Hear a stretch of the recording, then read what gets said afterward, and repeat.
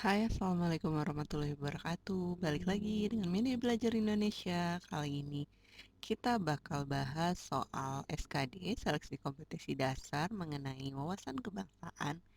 Yaitu kali ini kita khusus mengenai soal dan juga pembahasan tentang materi Pancasila.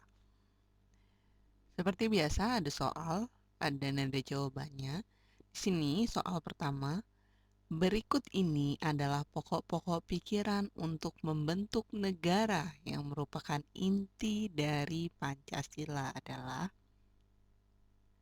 A. Abstrak, B. Objektif, C. Kebinekaan, D. Norma hukum, atau E. Universal. Di sini kata kuncinya adalah inti dari Pancasila. Yang ini, inti dari Pancasila. Seperti kita ketahui, sila itu ada 5 sila. Yang pertama ketuhanan, yang kedua kemanusiaan, ketiga persatuan, keempat kerakyatan, dan kelima adalah keadilan. Dan semuanya itu saling berhubungan satu sama lainnya. Kita nggak bisa tuh percaya sila pertama ketuhanan yang Maha Esa, tapi tidak menghormati manusia seperti sila kedua. Kita nggak bisa percaya, kita tidak bisa maksudnya tuh implementasinya tuh hanya di satu sila aja, semuanya harus saling berhubungan dan harus kita ini kita implementasikan di kehidupan sehari-hari. Makanya itu jawabannya bukan abstrak. Abstrak itu kan namanya abstrak ya. Terus objektif, bukan. Kebinekaan itu keberagaman. Norma hukum, Pancasila nggak cuma tentang hukum, nggak cuma tentang keberagaman, tapi Pancasila itu di sini penjelasannya nilai yang terkandung dalam Pancasila itu sifatnya universal karena tidak memihak pada satu hal tertentu, melainkan mengayomi dan mencakup keseluruhan nilai kehidupan karena Pancasila dibentuk berdasarkan oleh kepribadian bangsa. Tidak bisa memihak ya. Jadi semuanya harus kita it- ha- mencakup keseluruhan nilai kehidupan yang ada di hidup kita kayak gitu. Jadi jawabannya itu yang E. Karena kenapa kayak gitu? Kalau misalnya kalian pernah dengar gak sih chauvinisme, gitu, sukuisme.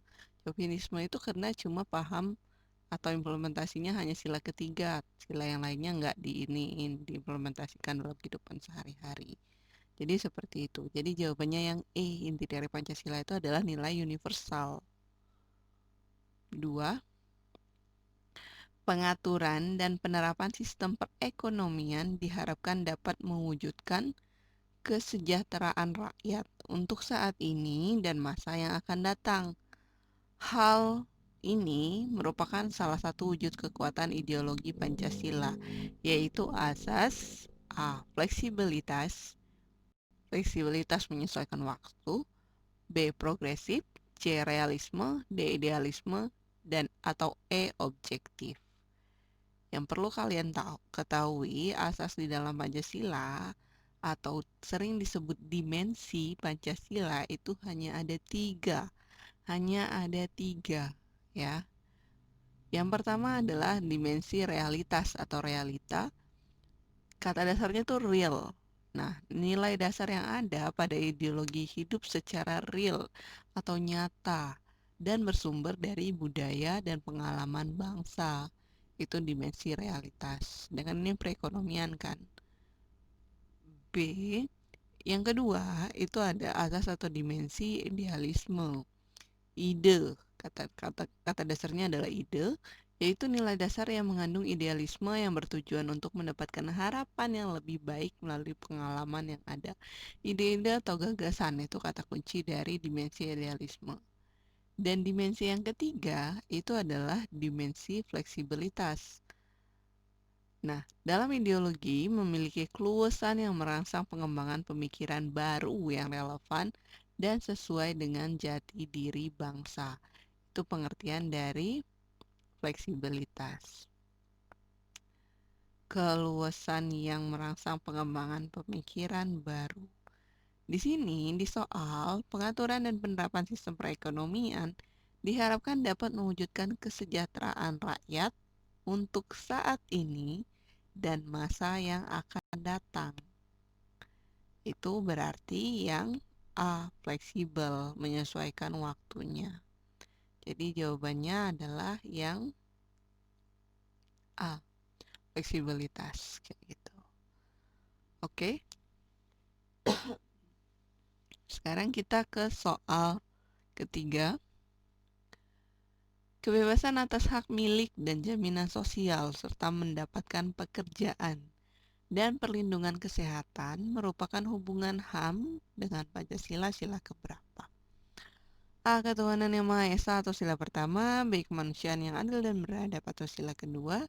C. Persatuan Indonesia atau sila ketiga. D. Kerakyatan yang dipimpin oleh hikmat kebijaksanaan dalam permusyawaratan perwakilan sila keempat. Atau E. Keadilan sosial bagi seluruh rakyat Indonesia.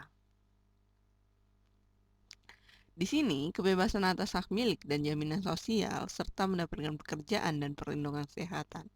Sila ini mengandung prinsip usaha bersama dalam mencapai cita-cita masyarakat yang adil makmur. Merupakan hubungan HAM dengan Pancasila sila keadilan sosial bagi seluruh rakyat Indonesia. Kenapa kayak gitu? Karena di sini tadi kan dibilang ada kata hak milik dan jaminan sosial. Hak milik itu diakui di Indonesia karena Indonesia nganut ideologi demokrasi Pancasila dan juga jaminan sosial. Yang ngejamin siapa sih? Yang ngejamin adalah negara. Yang dijamin siapa? Masyarakatnya. Masyarakat di sini adalah masyarakat itu adalah manusia. Nah, yang ngomongin manusia itu adalah sila kedua dan juga sila kelima. Sila kedua kemanusiaan atau sila kelima kerakyatan.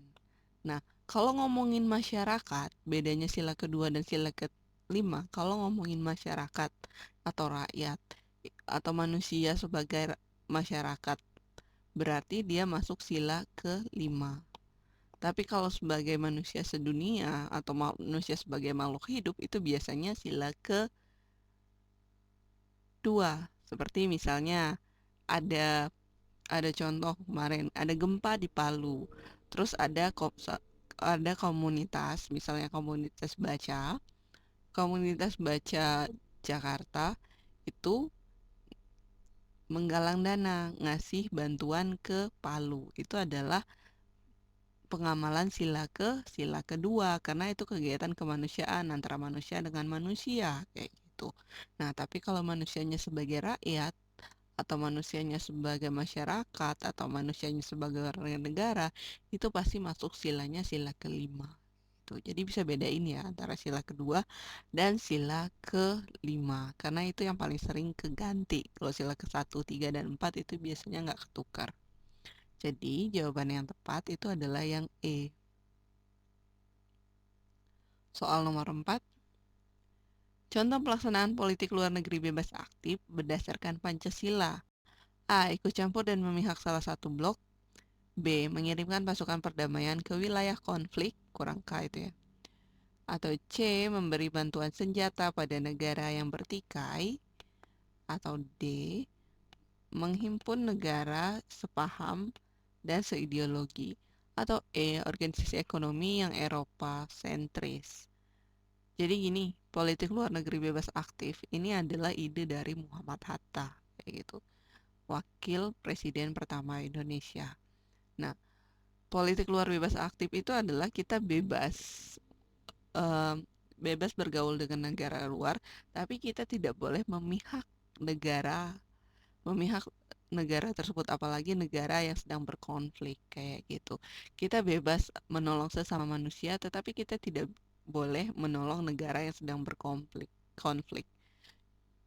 Contohnya gini, konflik Israel sama Palestina gitu. Yang dilakukan Indonesia itu adalah ngasih bantuan ke korban-korbannya. Misalnya ke korbannya memang sih yang dikasih bantuan adalah rakyat Palestina, tapi itu sebagai atas nama kemanusiaan, bukan kita nolong negara Palestina untuk untuk yang sedang berkonfrontasi sama Israel kayak gitu. Kita membantunya adalah nilai kemanusiaannya. Ingat, yang kita bantu di sini adalah manusia, bukan negaranya. Itu adalah contoh politik luar negeri bebas aktif. Nah, kalau yang A, ikut campur dan memihak salah satu blok, itu pastinya bukan ya, kan nggak boleh politik luar negeri bebas aktif yang A. Kalau yang B, pengiriman pasukan perdamaian ke wilayah konflik, kita simpan yang B. Atau yang C, memberi bantuan senjata pada negara yang bertikai. Berarti kita memihak dong, salah satu kayak gitu. Memihak salah satu negara itu nggak boleh di dalam politik luar negeri bebas aktif. D, menghimpun negara sepaham dan seideologi, sama memihak. Atau E, organisasi ekonomi yang Eropa sentris kayak gitu. Jadi, contoh pelaksanaan politik luar negeri bebas aktif berdasarkan Pancasila yang benar adalah mengirim pasukan perdamaian ke daerah konflik kayak gini. Di sini di sini kita tuh bukan mau berantem atau memihak, menjaga aja, jaga perdamaian. Kalau bentrok baru kita bantuin, tapi kalau tidak ada apa-apa ya kita tidak membantu. Kayak pasukan Garuda yang pernah dikirim Indonesia di atas nama PBB saat itu. Oke, jadi jawabannya adalah yang B. Soal nomor 5. Dalam hal penggunaan lambang negara ditempatkan bersama-sama dengan bendera negara, gambar presiden atau wakil presiden penggunaannya adalah lambang negara ya, Garuda Pancasila. Ini ingatnya kalau di kelas, lambang negara di mana? Lambang negara itu pasti letaknya ada di tengah. Terus kiri dan kanannya itu adalah gambar presiden dan juga wakil presiden. Iya nggak? Tapi biasanya apakah mereka sejajar? Jawabannya adalah tidak, karena lambang negara adalah yang paling tinggi. Nah, dalam hal penggunaan lambang negara itu ditempatkan bersama-sama dengan bendera negara. Gambar presiden dan wakil presiden penggunaannya sebagai berikut. Lambang negara diletakkan di sebelah kiri lebih tinggi daripada bendera negara dan gambar presiden dan wakil presiden. Jadi ingat aja kalau waktu sekolah di kelas itu pasti ada lambang negara, ada gambar presiden dan wakil presiden. Biasanya lebih tinggi letaknya. Letaknya setengah lebih tinggi. Jadi jawaban yang benar adalah jawaban yang A. Ya. Lambang negara di sebelah kiri lebih tinggi daripada bendera negara dan gambar presiden dan juga wakil presiden. Lambang negara yang tertinggi. Soal nomor 6. Pancasila sebagai cita hukum memiliki fungsi regulatif dan konstitutif. Fungsi regulatif Pancasila memiliki makna A. Fungsi yang menentukan bahwa tanpa dasar cinta hukum, maka hukum yang akan dibuat akan kehilangan makna sebagai hukum. Atau B. Fungsi yang menguji apakah hukum yang dibuat adil atau tidak bagi masyarakat. Atau C. Fungsi yang dibuat untuk menentukan apakah hukum yang dibuat bersifat menyeluruh. Atau D. Fungsi yang dibuat untuk menguji apakah hukum yang ada sesuai dengan perkembangan zaman. Atau E. Fungsi yang dibuat untuk menentukan sumber hukum yang ada sesuai dengan Pancasila dan juga Undang-Undang Dasar 1945. Nah, Pancasila sebagai cita hukum memiliki dua fungsi. Yang pertama, regulatif, yaitu cipta hukum yang menguji apakah hukum tersebut adil atau tidak bagi masyarakat. Itu regulatif. Yang B, konstitutif, yaitu fungsi menentukan bahwa tanpa dasar cinta hukum, maka hukum yang akan dibuat akan kehilangan makna sebagai hukum. Jadi, jawaban yang tepat kalau regulatif itu adalah yang ini, B. Fungsi akan menguji apakah hukum yang dibuat adil atau tidak bagi masyarakat. Itu soal nomor 6. Jawabannya B. 7. Berikut ini yang bukan merupakan fungsi Pancasila sebagai ideologi negara adalah yang bukan ya. Yang ditanya yang bukan. A. Menjadi standar nilai dalam melakukan kritik mengenai keadaan bangsa Indonesia. Ya apa enggak? Iya. B. Mengarahkan bangsa Indonesia menuju tujuannya dan menggerakkan serta membimbing bangsa Indonesia dalam melaksanakan pembangunan. Iya, paradigma pembangunan. Kalau yang A sumber nilai. Yang C, menjaga perdamaian dan menggerakkan perekonomian dengan sistem ekonomi kerakyatan. Kita simpan yang C. Yang D, memelihara dan mengembangkan identitas bangsa sebagai dorongan dalam membentuk karakteristik bangsa berdasarkan Pancasila. Iya, yang D. Ini ngomongin Pancasila kan? Yang E, memperkokoh persatuan bangsa karena bangsa Indonesia adalah bangsa yang majemuk atau beragam, keberagaman atau bineka. Jadi, yang bukan itu yang mana? Yang bukan adalah yang C. Kenapa yang C? Karena menjaga perdamaian dan menggerakkan perekonomian dengan sistem ekonomi kerakyatan. Kita ngomongin objeknya di sini Pancasila, sedangkan ini nggak ngomongin Pancasila sama sekali. Di sini yang C objeknya adalah ekonomi sama perdamaian atau kesejahteraan kayak gitu. Jadi jawabannya nomor 7. Kalau yang bukan, yang nggak ngomongin Pancasila sama sekali, itu adalah yang C. Oke, soal nomor 8. Perhatikan ciri-ciri khas ideologi berikut ini. 1. Ateisme. Ateisme itu tidak percaya Tuhan. 2. Dogmatis. 3. Otoriter. 4. Ingkar HAM, hak asasi manusia. 5. Reaksi terhadap liberalisme dan juga kapitalisme. Nah, beberapa ciri di atas merupakan ciri khas dari ideologi apa? Kalau misalnya ateis tadi tidak percaya Tuhan, ya Pancasila Indonesia percaya Tuhan. Satu aja ketuhanan yang Maha Esa. Berarti bukan Pancasila. Dogmatis. Dogmatis itu mengikuti atau menyebarkan suatu ajaran tanpa kritik sama sekali, kayak gitu.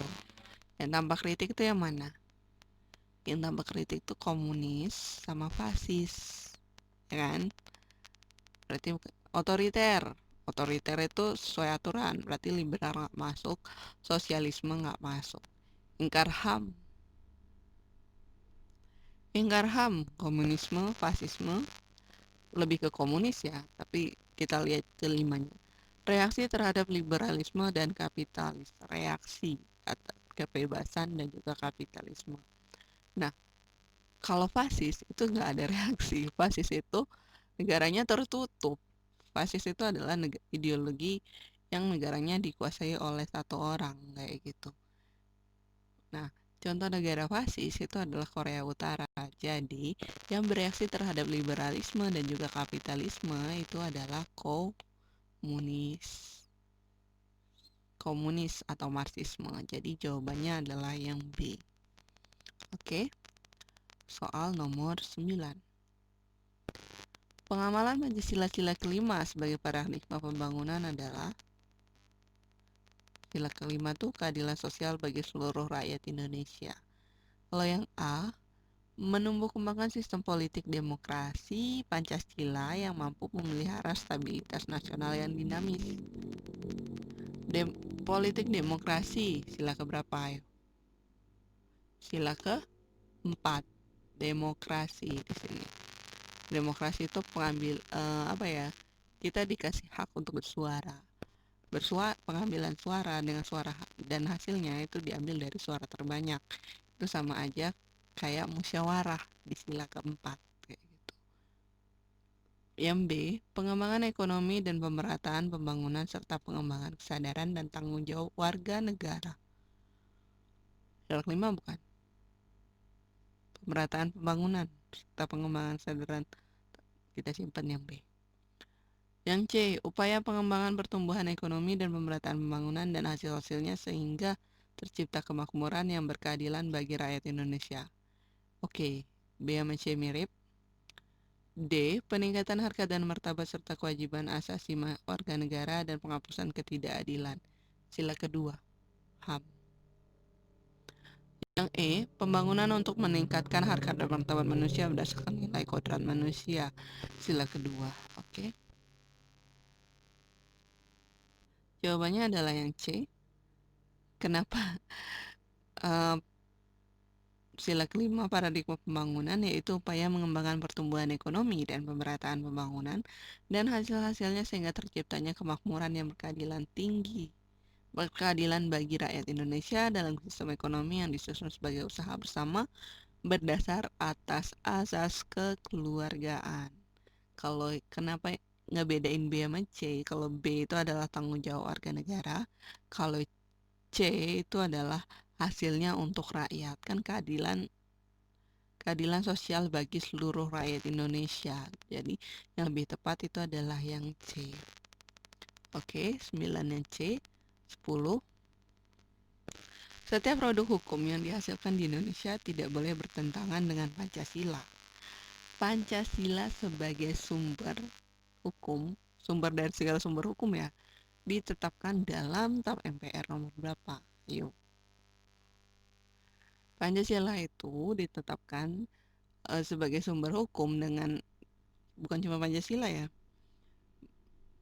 Bukan cuma Pancasila, ingat ada Pancasila, Undang-Undang Dasar, Proklamasi, Dekrit, dan juga satu lagi adalah Supersmart, Surat Perintah 11 Maret. Itu ditetapkan sebagai sumber hukum Indonesia melalui TAP MPR nomor 20 MPRS 1966 atau yang D ya. Itu ketika akhir masa jabatan Soekarno. Oke, jawabannya yang D. Nah,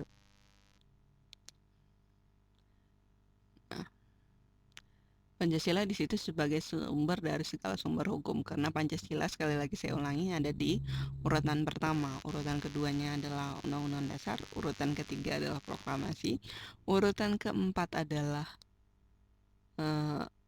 Dekret Presiden, dan urutan kelima adalah Surat Perintah 11 Maret. Supersemar atau sering disebut Supersemar. Makanya Pancasila disebut sebagai sumber dari segala sumber hukum karena dia di urutan pertama, dan sumber hukum Indonesia tertinggi itu adalah Undang-Undang Dasar 1945 karena dia ada di urutan kedua. Oke. Soal nomor 11. Sasaran pembangunan nasional adalah membentuk manusia Indonesia seutuhnya. Berikut ini yang bukan termasuk maksud dari manusia Indonesia seutuhnya adalah A. Stimulasi, B. Ketentraman, C. Kepuasan, D. Berkecukupan, atau E. Merdeka. Ini soal sering banget keluar, apalagi di tahun 2019 kemarin. Nah, adapun yang dimaksud dengan manusia Indonesia seutuhnya itu adalah berkecukupan atau maknanya dapat tercukupi kebutuhan hidupnya secara layak dan juga manusiawi. Yang kedua adalah kepuasan, bermakna adanya kemudahan, kesinambungan, dan stabil baik dalam hal persediaan dan pelayanan kebutuhan hidupnya. Dan yang ketiga itu ketentraman atau bermakna tumbuhnya rasa aman serta jaminan hukum guna kehidupan yang sesuai dengan tatanan yang ada. Dan yang keempat adalah stimulasi, bermakna bentuk kesempatan yang memungkinkan setiap masyarakat dapat mencapai hasil karya yang optimal sesuai bakat dan juga kemampuannya.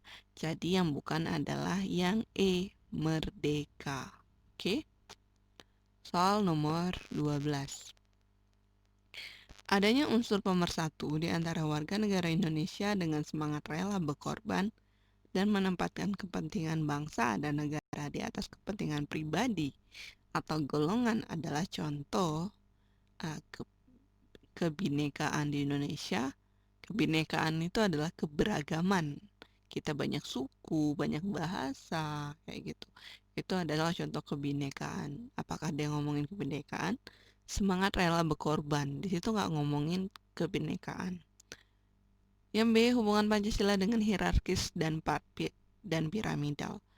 Hierarkis piramidal itu digambarkan dengan Pancasila itu digambarkan seperti piramid yang segitiga. Pernah lihat nggak yang gini? Kayak gitu terus dibagi 5, 4, 3, 2, 1. Oke, gambarnya kekecilan. Maksudnya seperti ini. Hierarkis piramidal itu adalah tata urutan Pancasila yang tidak dapat dipisahkan satu sama lain. Oke, bentuknya seperti piramid. Yang C, hubungan antar sila dalam Pancasila, dia nggak ngomongin hubungan sila antar sila dalam Pancasila. Dia nggak ngomongin ketuhanan di situ. Dia nggak ngomongin kemanusiaan. Ngomong sih semangat rela berkorban kan termasuk kemanusiaan. Tapi maksudnya nggak semua sila antar sila dalam Pancasila itu disebutkan di dalam soal. Kalau yang yang D, hubungan keadilan dengan Pancasila. Adil. Semangat rela berkorban dan menempatkan kepentingan bangsa dan negara di atas kepentingan pribadi. Itu adalah menjunjung tinggi HAM.